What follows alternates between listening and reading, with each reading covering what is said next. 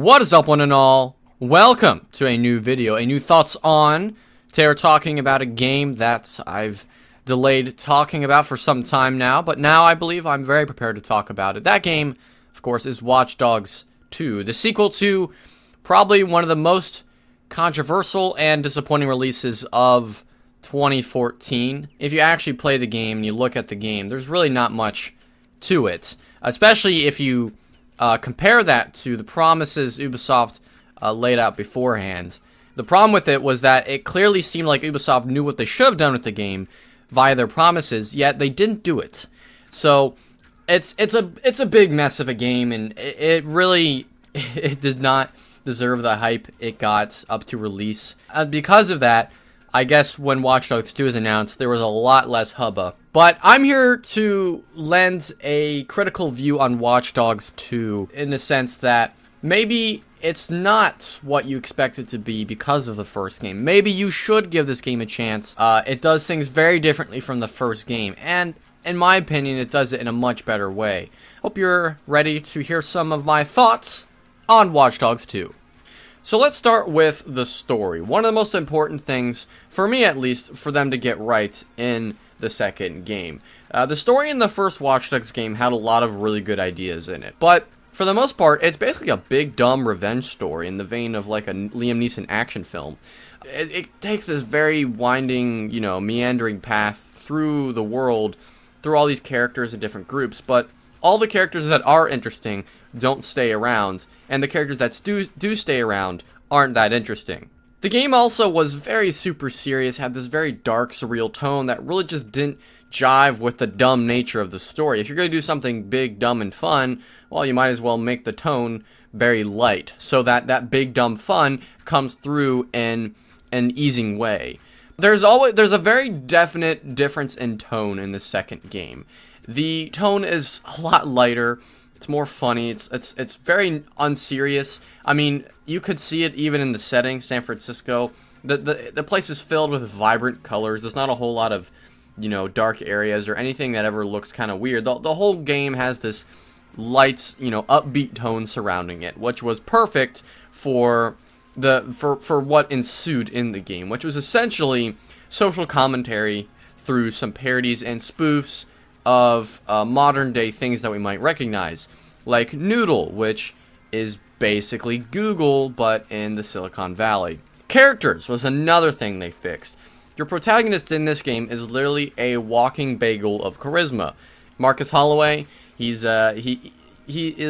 black, he's a hacker, and he joins DedSec in an attempt, which is essentially the Anonymous of the Watch Dogs universe, in an attempt to take down some social institutions, to, paint the corruption in society plainly to the people, to wake the sheeple up and inspire a revolution against Bloom, the developers of C2S 2.0, which is the reason everyone is under control. So already we got a plot that drives more social commentary than the first one did. And they definitely exploit it in this game. There's a lot of almost every mission, you're taking down some sort of social institution or something. Most of the time, well, not most of the time, but some of the time, it's just borderline making fun of something. It really doesn't say a whole lot, but at its best, it is not only making fun of something, but it's actually saying something meaningful about it. But as I said with the main character, Marcus Holloway, yeah, like I said, he's a walking bagel of charisma. And they don't really exploit any of the things about his past. You don't really learn much about his character, so he's not the most interesting protagonist, actually. He's a fun protagonist to play with, and seeing his reactions to stuff is always really cool, which is always a good thing when you're playing a protagonist in a video game, but you don't really get to learn much about his past, his stake in the issues, so there's always a big question of motivation for the main character in this game. All these other side characters you play with, your supporting cast of DedSec characters, they're almost across the board excellent. The standout, of course, for most people has got to be Wrench, who is the guy who wears the emoji mask. He's freaking hilarious. He has some great lines in this game. There's an entire 2 or 3 minute conversation between him and Marcus where they're just talking about the which is better, Alien or Predator, which is crazy. And then they bring Superman into it, and then they bring Superman versus Batman into it. I think it's very interesting. That they actually had that. There's moments like that in this game all the time. You have SaiTorr, who's like your social media guru of the group. She's okay. Once again, like Marcus, she is all charisma, but she's not the worst character in the game. And then there is Josh, who is an autistic hacker. They play off of that pretty well. They don't make fun of his autism. They portray it very accurately, in my opinion. Just like Marcus, you don't get to learn much about the past of any of these characters, but in that, just like Marcus, you care about their reactions, and they do a hell of a job of supporting you in your journey, making you feel like the things you're doing are worth it, even if the motivation isn't entirely there, and it's not entirely clear. But as you trudge along with your fellow DedSec members through what is less like a main story and more like a main series, in the sense that every mission feels like an episode in like a Watch Dogs TV series, which would actually be pretty interesting if they tried to translate this to an actual format, like a Netflix show or something. But anywho, no, the story is more laid out in these episodes, and I do like it. I don't like that. I like it in the sense that it sort of allowed the game to focus on these very social institutions with full force. To go, okay, in today's mission, we're going to be talking about Noodle. In today's mission, we're going to be talking about Galilei, which is NASA, essentially. There's less of a progression. It feels more like you're doing mission after mission after mission without any progression. And that sense of progression is very important no matter what game you're playing. So that was something that I think in Watch Dogs 3 they should definitely try to correct. Where this game really blew my socks off, however, was in the open world. There's really no way to downplay that statement. The first game really struggled with delivering a real feeling open world. When I play an open world game, my goal is to feel immersed. That's what keeps me playing for hours and hours and hours. The developers succeeded in creating a accurate Chicago in a video game, and it's a pretty cool looking city most of the time. But in spite of that, it just felt dead. There was so much forced realism in almost every instance. There was these crime missions where you could pursue someone who was about to be, a victim of a crime, and as soon as the criminal came out, you could, fight him. But if you came out too early, as soon as you knew who the criminal was, the mission would just kind of end, which isn't realistic whatsoever. In real life, the criminal would be like, oh shoot, he's onto me, I'm gonna run now, so there's a lot of instances like that in the first game where it's just like something should be real, but it's forced, and it completely contradicts the realism that it's going for.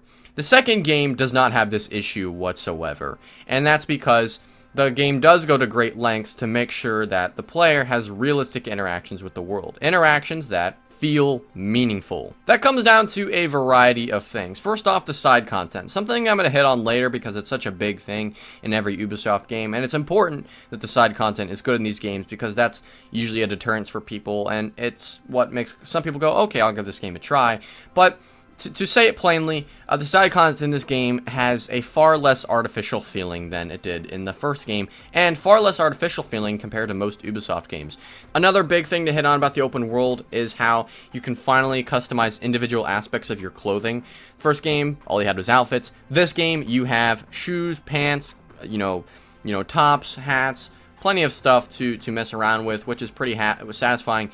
And the also good thing about this is that there's tons of clothing stores in the game. I think there's 8 or 9 different varieties of clothing stores, which I totally was not expecting. The other good thing they added was the ability to buy car shops, essentially. However, I do have a little bit of a gripe with this. While you can buy cars and you can buy skins and paints for those cars, you can't customize your cars. At least not in the sense of GTA, where you have car shops and you can, kind of pimp your mobile. But you can't really do that in here. You can buy the car, it will be in your menu of deployable cars. You can pick what skin or paint job you want to have on the car before you deploy it. You hit deploy, it spawns near you, and there you go. That's the furthest extent of customization there is to be had in this game. That's not a terrible thing, necessarily. It's definitely a step in the right direction, and I do like having something to finally spend my money on besides guns. By Watch Dogs 3, if there isn't a car customization system, I would be very surprised. Saints Row has it, GTA has it, heck, Sleeping Dogs might have it for all I know, I don't know. It's something that the series should have at this point. But the biggest achievement of the open world in this game, it's NPCs, the citizens of San Francisco. These are the best NPCs in any Ubisoft game I've ever played. period. These NPCs almost feel like they're individually programmed to have a variety of emotions. I mean, I have no doubt that these NPCs are randomly generated, but they're generated based on a couple algorithms that they probably get different emotions. They probably have this or that going for them. And the only way to really understand that is by playing the game and interacting with the citizens in this, which you're inevitably going to do because they're everywhere. There's an emote wheel in the game. Essentially, you can pull up, this circle wheel of different, actions. Like you can wave at someone, you can give the middle finger to them, you can dance with them, and depending on what you do, the citizens of San Francisco will react differently. But that right there highlights how this game handles its citizens. They're meant to feel like different people, because in real life, people will react differently to different situations. To that extent as well, the NPC dialogue in this game is also very interesting. There's so many times in the world where I was driving around and I stopped somewhere and I got out of my car and there's two NPCs talking with each other. I know one, there was some boyfriend cheated on his girlfriend, and the girlfriend found out about it, and she slapped his boyfriend and chased him down the street. That was interesting. Another instance, this couple, they were eating ice cream, and they were trying to get it on each other's face. That was pretty cute. But it goes even farther than that, which is the baffling thing. At one point, I pulled an NPC out of a car in the middle of the street, because, that's what you do in these games. You just pull people out of cars, and they pulled a gun on me. They pulled a handgun on me, and I was so shocked, I ran away immediately and let them have their car. In this game, NPCs do have their own car, and you will see them sometimes when you're driving in traffic. They will pull off to the side of the road and park their car and get out of their car and start walking around, which is very cool, and that's pretty impressive. I was not expecting that in a game like this. But to that same extent, if you try to take their car, usually that same NPC, that same citizen, will run up after you and be like, hey, that's my car, and they'll try to yank you out. In some of your video game rampages where you inevitably end up destroying a lot of city's infrastructure and instigate some collateral because people die in that destruction, there will always be an ambulance to show up to pick up the dead bodies. I hope by now you realize that Ubisoft went to great lengths to make sure that the NPCs in this game were real-feeling people, and hell yeah, it elevates the world onto an entirely other level, into that immersion level that I wanted going into this game, and going into any open-world game, frankly. But not every open-world game succeeds in that, because they just don't know how to do it. They fill it with this meaningless garble of side content, but not this game. This game took the right path in its approach to its open world, and albeit if some of the stuff in it feels artificial and kind of tacked on, but overall, this is one of Ubisoft's finest efforts in creating an open world. Absolutely, probably my favorite open world in any of the games they've delivered since Assassin's Creed 4 Black Flag. But I think the make or break thing for most people, in regards to if they're going to get this game or not, is going to be the gameplay. Let's make something clear here. The first game, probably one of the biggest promises that it chinched upon was the ability to beat the game without ever firing a bullet. Complete lie. Absolute freaking lie. There were so many scenarios in that game where you were forced into a mission by firing your gun, by engaging in a car chase, and there was no other way you could get around it. That really infringed on the freedom of the open world, because you were being, chastised into these missions where the only way to get out of it was this one-way solution. The second game, thankfully enough, almost every main mission thrives on the idea of freedom, of letting you approach it how you want to approach it.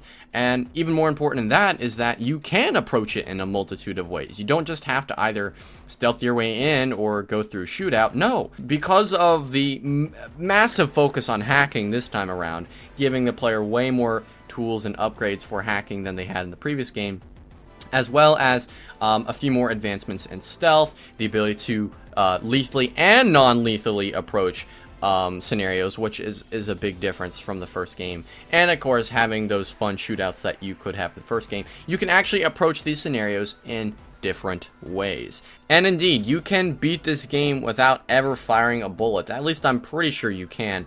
There's no forced scenarios where you have to use a gun, no forced car chases. Okay, there is one forced car chase in this game, but it's too fun to really think anything of it. And yeah, you could probably beat this game without killing anybody. It's very possible. Now, of course, watch your collateral killing sprees, and that might not be very fun, but if you want it to be a hacker, if you wanted to feel like a hacker who doesn't want to hurt anybody, he just wants to, you know, manipulate the world through the power of his phone or his computer or whatnot, you can do that. Far more hacking options than there was in the last game. Hacking a citizen meant you either stole their money, you would hack their phone call, or you'd hack their text and conversation, which, might I just add right now, there are way more conversations and text conversations than there were in the first game. It took me 20 hours before I found a repeat phone call, and I think it took me 30 hours before I found a repeat text message. That is insane. They programmed that much into this game. And this is me actively eavesdropping people's phone calls and text messages. So if that was something that you thought was kind of cool with the first game, but it got old after some point because you realized the novelty of it, this game goes much farther with it, which is, once again, very much appreciated. So contextual hacks, like I said, aside from those, you know, fun, novel options, as I said before, there's a lot more meaningful things you can do this time. You can hack people's phones, everybody's phones, so that they get distracted, they look at their phone, and they go, what's going on? You could do that with everybody, including random NPCs walking on the street, not just enemies. You can order a mob hit on anybody in the game. And you can also get the police on anybody in the game. You can hack cars, which sounds really useless, but it's actually pretty handy. I like to do a Trojan horse entry to a lot of my missions. So what I'll do is I'll put an explosive device or an EMP device on one of my vehicles.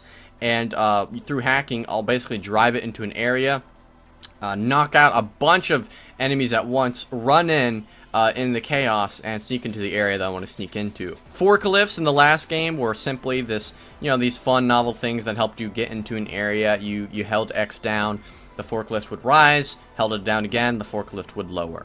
And there was really not much else to it. In this game, you can control all the forklifts. Heck, you can control cranes in the middle of a city, which feels pretty freaking epic that you can take this massive ass crane, reel it across the city, drop it down, get into it, reel up, and land on any building. For example, in the online hacking option that this game has, I actually leveled myself with a crane, and I spent the duration of the 2 minutes it took me to completely hack him by him lowering it and me raising it, and we just went back and forth until the time ran out, and the guy went, well, shit, there's nothing I can do, can I? But these forklifts and cranes are wisely used for puzzles, which do require a lot more creative thought than before, which I do appreciate, because before it was like, alright, where's the one button I need to push to make this whole thing work? No, here it's, alright, what can I use in my arsenal of hackery that can help me complete this puzzle? What can I use to complete this scenario? But probably the finest additions in terms of hacking, my two favorite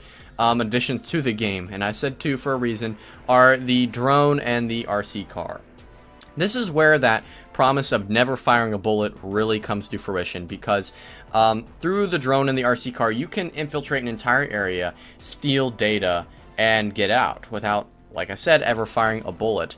But not all is rainbows and sunshine in terms of the gameplay, especially when you talk about the level design, because, as I said, the main missions in this game do allow you more freedom, but every main mission goes exactly the same way. It's almost like the developers went, alright, those side missions people liked in the first game, you know, those ones where you sneak into a criminally invaded area and you try to take out the crime boss. That's all the missions are in this game. That's every main mission, essentially. There's only a few exceptions. Like I said, there's that one car chase mission, but leading up to that is a series of like these open environments where enemies are roaming around and you have to get your way in. This is a good thing and a bad thing. The bad aspect, of course, is that it's very, very, very repetitive if you use the same exact approach every time. And I kind of wish the game divvied up the main mission scenarios a lot more than just this, because if you're playing this game for the sake of beating it all non-lethally, then you're going to get bored quickly because of its repetitive,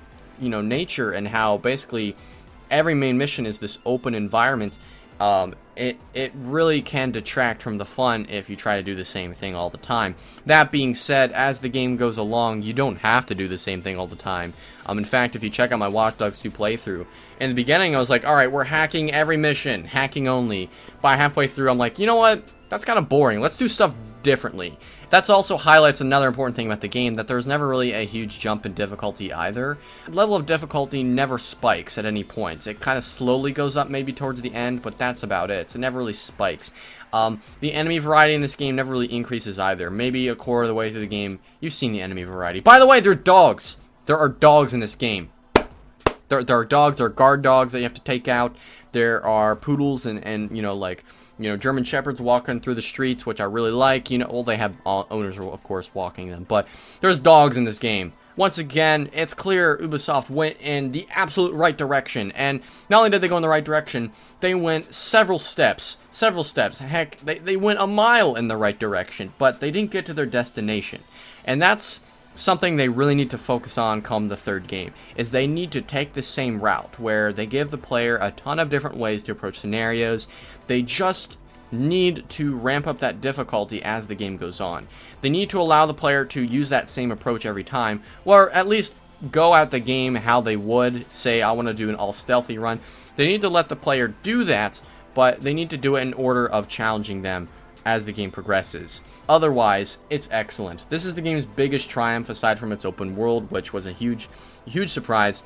The gameplay was much better, and it totally makes the game. Now, the last thing I want to hit on, and I did briefly mention this earlier, is the side content. As I said earlier, the side content in this game are the side operations. These are miniature versions of the main missions. They're still really fun. They still have some sort of social commentary value. Heck, they're actually more subtle about their social commentary than they are in the main missions, and they're still really fun. A lot of these are deliberately designed. For example, in one mission, you're actually preventing someone from committing suicide because of a business scandal that has come up in their name. Another mission, you're actually swatting a Twitch streamer, which is really interesting that they let you do that. There's just a good variety of side up missions all around with side operations, and there's a ton of these things. There's probably a bit more than there is main story missions. So I had a hell of a time going through these. Aside from those side operations, there's also the online mode of this game. If you have online turned on in Watch Dogs 2 while you're playing it, as you're going through the world in single player, other players will actually, you'll encounter them. They'll be doing going about their own shenanigans in the world. So the game kind of pairs you in a world of maybe 4 or 5 people at one time, and lets you team up with them, which is really kind of cool. All you have to do is look at them, hold down a button, and bam, you're in a group with them. From there are online missions that you can do. They're pretty basic. There's some defend this point from waves of enemies types of missions in there, which they're okay. There's other ones where you have to stealth into an area and steal something like a boat, the online operations, so to say, which are very similar to the side and main operations that the game has. It's just they're more tailored for online, so they can be a lot harder. The hacking mode from the first game, which was probably one of my favorite things from the first game, was the hacking mode. That's back. The new bounty mode, where if you, I think, get to a 3 or 5 star police chase, other hackers in the world be informed that you're causing trouble, and they can actually join in on the pursuit as bounty hunters. And so whoever can knock out the notorious player first gets all the points. Collectibles. Everyone loves their Ubisoft collectibles. This is where the phrase Ubisoft style open world derives from, the phrase that I like to use when I'm talking about a lot of games, just because a lot of Ubisoft games are filled with meaningless collectibles that have no contribution to the story. I'm so glad to say I think Ubisoft has finally cracked the code when it comes to collectibles, because all the collectibles in this game are skill points, paint jobs for your cars, RC cars, or anything like that, or it's just a giant bag of money, and not just a little bit of money, a lot of money. So you actually feel compelled to go after collectibles in this game, especially if you need it. If you need money, you're gonna go pursue these money collectibles on the map. If you want more paint customizations for your weapons and your RC car, your drone, or your car, you go into the world and you find these paint jobs. If you want more skill points for your skill tree, which is really good, might I say, it's much better than the first game, then you're going to go out in the world and you're going to collect these skill points. If there's any gripe I have about that, it's that there are too many. There's so many collectibles in this game. My gosh, I 100%ed the game, and it doesn't even acknowledge the fact that there's literally hundreds of collectibles left on the map that I'm probably never going to get. But not all the side content is so dandy, as I said before. There's some of it still drags, some of it feels like it belongs in an older attempt of an Ubisoft game. One of those are these Uber missions called San Francisco Driver or something like that, Driver San Francisco. A few of these were clearly deliberately designed so you can have a conversation with someone that's kind of interesting. I know in one mission you ride with a YouTuber who uploads like car stunts to their channel, so and I believe in that mission you do car stunts for their channel, which is pretty cool. And there are other missions where it's like, drive this guy to the other side of town, you have 7 minutes. Here's the thing, after you get past those deliberate missions, you get a bunch of these randomly generated missions, and some of them are clearly randomly generated, that or they were not play tested. Then there's also a lot of go-kart missions where you can kind of race other people. I think you can do this with other players, I'm not yet sure. There's sailboat racing you can do in this game, which is pretty okay, though the sailboat mechanics kind of frustrate me. I get why they are the way they are, how the wind has to be hitting you in a certain way for your sailboat to really sail. But they're a little frustrating because these are really hard to win, even on the lowest difficulty. So overall, in regards to the side content, there's a lot of great things here. A lot of things that I'm really proud that Ubisoft has finally figured out, like its collectibles and its side operations, which feel like, actually deliberately designed missions. As you have these great missions, you have these poor missions, this poor side content, such as those Driver San Francisco things and some of those race missions or those race side content where you go into these races where it doesn't really feel like fun, it just kind of feels like you're doing it for the sake of doing it, unlocking everything. I do appreciate their approach to side content this time around. It's definitely a much finer effort than anything Ubisoft has done with side content, frankly, but even still, it leaves a little bit to be desired. In conclusion, if you have not garnered it already, Watch Dogs 2 is a pretty fun game. This is a game that Ubisoft clearly wanted to get right from the first game. There were so many times when I was playing this game where I said to myself, wow, I can't believe I'm playing the sequel to Watch Dogs of 2014. That's how good this game is, especially if you're like me, were a reluctant fan of the first game. You liked what the first game was going for, you just wish it did it a lot better. That's Watch Dogs 2. In many ways, Watch Dogs 2 is the fully realized version of the first game. This feels like the game that Ubisoft wanted to make all along. However, they didn't quite go far enough. Ubisoft is clearly back in the ballpark, and they're clearly swinging for a hit here, but Watch Dogs 2 doesn't go as far as it really needs to be an incredible game. Watch Dogs 3, as I said in this video, I have a very big wish list for. They need to go farther with essentially every aspect in the game. Give the story a linear progression, though still have that focus on social commentary that it had in this game that made it work so well. The open world, go even farther with the NPC reactions. Give me even more ways to interact with it. The gameplay, give the player a little bit more freedom, if not just a whole lot more, and retain the same amount of freedom feeling that it had in this game, but vary up the mission variety. Challenge the player in different scenarios instead of giving them the same thing over and over and over, to the point of where it's going to feel boring and repetitive. And the side contents, don't include that meaningless side content that nobody likes to play. Keep more of that, that story-driven, deliberately designed side content that feels like I'm actually shaping the world. As I said many times in this review, Watch Dogs 2 is not just a step in the right direction, it's a mile in the right direction, but they haven't yet reached their destination. That is my principal hope for Watch Dogs 3, is that they do fully realize the promise of what Watch Dogs really is, and they deliver a badass game in doing so. Folks, this has been my thoughts on Watch Dogs 2. I want to thank you all for watching. If you enjoyed this video, please rate, comment, and subscribe. Have you played Watch Dogs 2? And if so, what did you think of it?